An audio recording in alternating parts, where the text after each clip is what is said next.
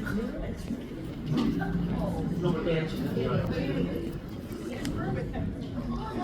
name is Phil Callahan. I've lived in Torrance for 34 years now.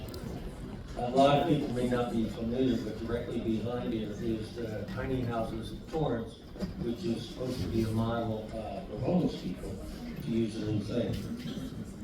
When I retired 8 years ago, I made it my mission about mental health, homelessness. I'm the president of Peer Action for Change. We advocate on behalf of people receiving services from LA County. I've done hundreds, if not thousands, of hours of volunteer work here for Spot 8. I've got a lot of certification. I don't usually bring it up, but before then, I worked with MBET, which is a Beverly Hills think tank, for some of their top things. I've been to 22 countries. I've taken 2 companies public. One of the things I always made sure is when I went to Venezuela, I always went foot on the ground, even though I was a board member. When I went to Cuba, I lived there getting political question. Dominican Republic on the Haitian border, so I always make sure that I really know what the people are saying. So in doing all this with homelessness, it wouldn't work. For 1 year, 1 month, and 17 days, I've been living back there in the shelter to find out what it's really like and how it can be fixed. I've come up with programs for $375 and UNICEF couldn't do for $600,000. I've told them over there that this place is the one place where you say everybody has a right to decide their own life. Nobody knows better about it than us. That's the place that will least allow anybody to do that, in the shadow of city halls. I've talked to them again and again. I've said, you know, for instance, this gentleman I know, he's Afghanistani. He spent half his life going back and forth with his family across borders and wars. He started regionally helping people. The government hired him and all of that. Then the Taliban came in.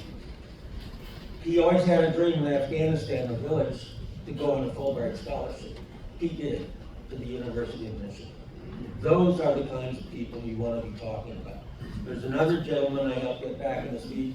His nickname was Rooftop Ed because he always slept on rooftops down by the Pacific Coast Highway.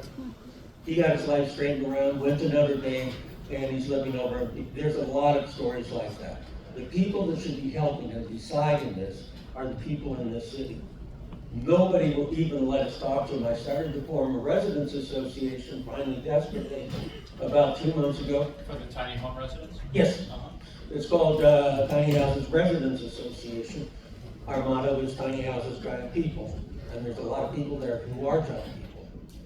They have done everything they can to crush that. I put Zuma on notice in writing, Hazlett at Harvard. This is the law. Everybody in the county of California can organize a residents association, not just apartments, but particularly homeless shelters. Continuum of Care has a statement on that, but LASA did too. They've done everything they can to crush it.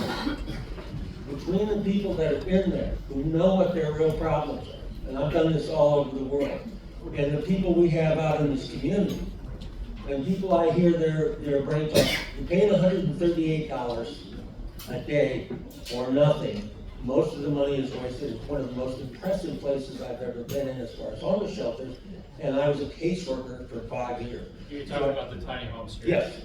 I've been living there for the last year, taking notes, doing all the other stuff like I was for the other year. I just was somebody. For instance, you may know Sharon Brooke Silva. She wrote the new bill 750 for transparency in homeless shelters. She's been a champion. There are other people like that. There are people here, and a few in government, that actually can do something. So if the people here, with their credentials, would actually talk directly with the people over there and see what it takes to get them out. It's a 90-day shelter. There's people in there since it opened. 2-3 years they're sitting there.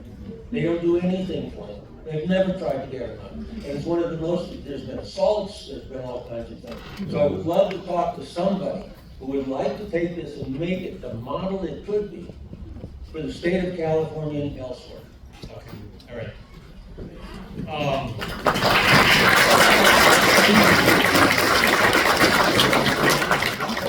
Thank you for raising an important issue. I have not heard those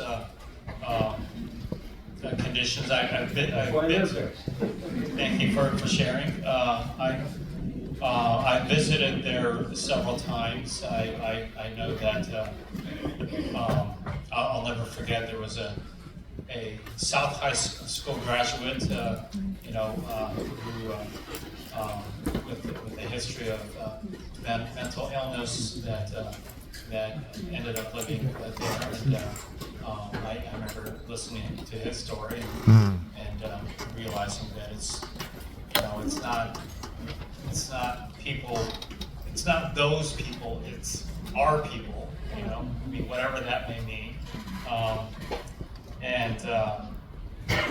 So I fully want to make sure that we are treating all people with dignity, including those that are serving in our tiny home. So I will follow up on that. For full disclosure, I'm bipolar 2 also, 21 years clean and sober. Okay. I've been homeless before. I've also taken companies public, one on NASDAQ, one on the Torrance exchange. I've talked to more people, involved around more businesses, and talked to these people like I have in other countries. Nobody even wants to do it. All right, thank you.